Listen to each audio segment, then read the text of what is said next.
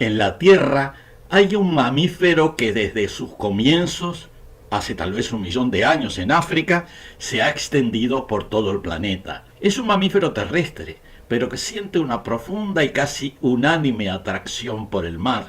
Cuando tienen oportunidad, estos mamíferos bípedos se aglomeran en las playas marinas, se sacan la ropa, toman el sol, se introducen en el agua, chapotean, juegan, nadan, permanecen allí mientras las temperaturas les resultan agradables.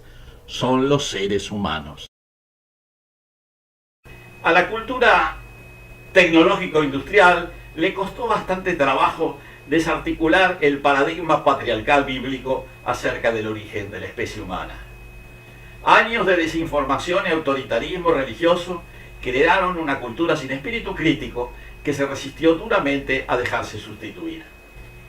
El nuevo paradigma que al fin lo suplantó resultó también profundamente autoritario. Los popes de la aristocracia tecnológico-industrial definieron sus dogmas y se atrincheraron para defenderlos por todos los medios a su alcance. Quienes no estaban o no están de acuerdo con las teorías de recibo eran o son considerados heréticos. A menudo son ignorados, ridiculizados y finalmente excomulgados de sus cargos y excluidos en la distribución de los fondos de investigación. La teoría acerca de la evolución humana, elemento clave del paradigma científico reinante, no es una excepción a este proceder. Hace ya varias décadas, las autoridades científicas decretaron que la especie se originó en las sabanas africanas. Para ello produjeron numerosos argumentos, incluyendo varios centenares de fragmentos de fósiles, óseos y algunas herramientas. El origen sabanero de los primates humanos se transformó en artículo de fe sin que prácticamente nadie osara contradecirlo. En realidad, ya desde la década de 1930, hubo alguien que se atrevió. Era un oceanógrafo inglés de nombre Alister Hardy, quien señaló las contradicciones de la teoría de las sabanas y propuso una visión alternativa. Los seres humanos se habían desarrollado como tales en una etapa anfibia de su evolución. En 1960, luego de casi 30 años de prédica, The New Scientist accedió a publicar un artículo de Hardy titulado Was Man More Aquatic in the Past? Pasaron más de 10 años sin que nadie osara mencionar el asunto. Recién en 1972 se publicó un nuevo trabajo que desarrollaba en profundidad los conceptos de Hardy, realizado por una talentosa escritora galesa. Su nombre era Ellen Morgan y su obra La descendencia de las mujeres, The Descent of Women. El título era un juego de palabras contradiciendo el famoso libro darwiniano llamado La descendencia del hombre, The Descent of Man. El libro de Morgan fue ignorado totalmente por el establishment científico, pero sin embargo, a pesar de ello, no pasó inadvertido para mucha gente y gradualmente se fue transformando en un bestseller. 10 años después, la señora Morgan publicó otro libro extendiéndose en el tema, El mono acuático, The Aquatic Ape, de 1982.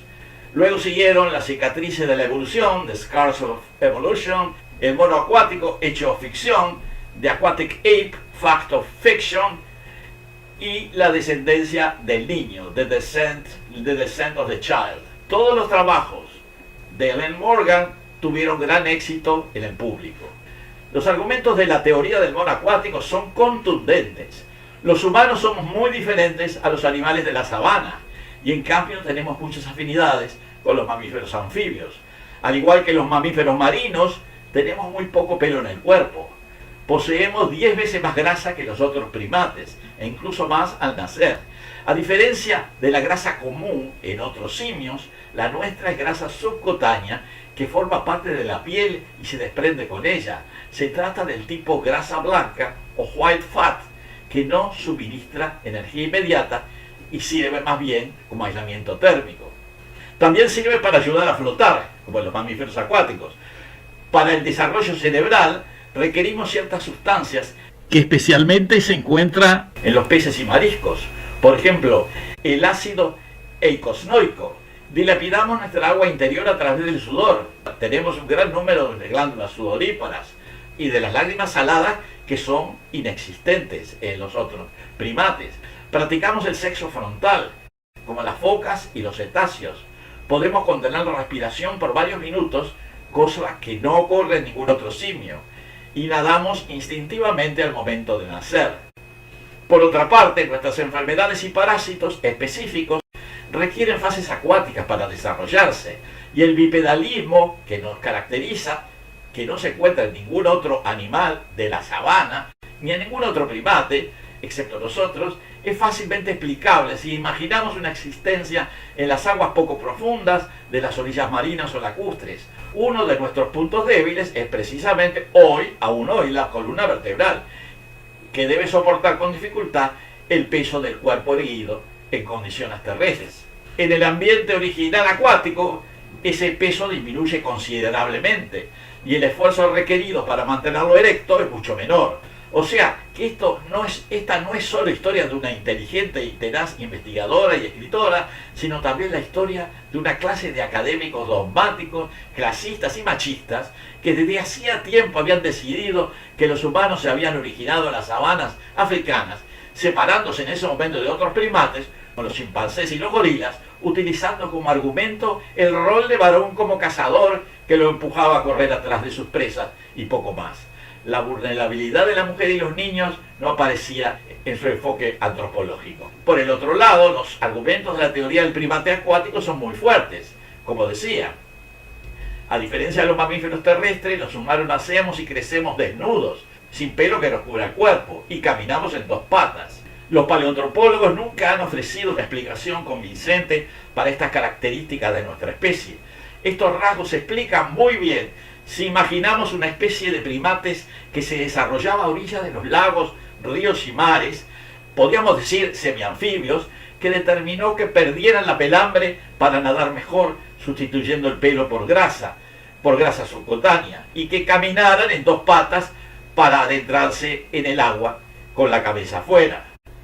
Existen muchos otros argumentos, del orden de un centenar, que Len Morgan detalló en sus libros, pero que no han sido contestados y por supuesto fueron ignorados y todavía lo son en la actualidad. Pongo un ejemplo gráfico e ilustrativo.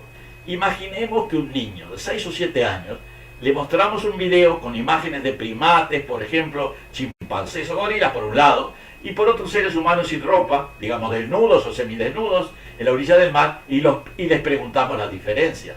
Es seguro que la mayoría de los niños nos van a decir que la diferencia consiste en que las personas no tienen pelos cubriendo el cuerpo, a diferencia de los chimpancés y gorilas, que sí los tienen. También dirían que los chimpancés y gorilas caminan en 4 patas y las personas no. Tal vez agregarían que los humanos hablan mientras los primates no pueden hacerlo. Estas diferencias, que son tan evidentes en general, son evitadas por los paleoantropólogos dogmáticos que basan su hipótesis en una visión de una especie muy masculinizada, cuya principal actividad la realizan los hombres, que serían los cazadores, y por supuesto las mujeres son sobre todo actores biológicos de la reproducción y generalmente son ignoradas olímpicamente. En un próximo video continuaremos desarrollando esta temática que consideramos es muy importante y que necesita ser aclarada con insistencia para que no se agregue más confusión a un tema que es muy complejo y difícil de resolver.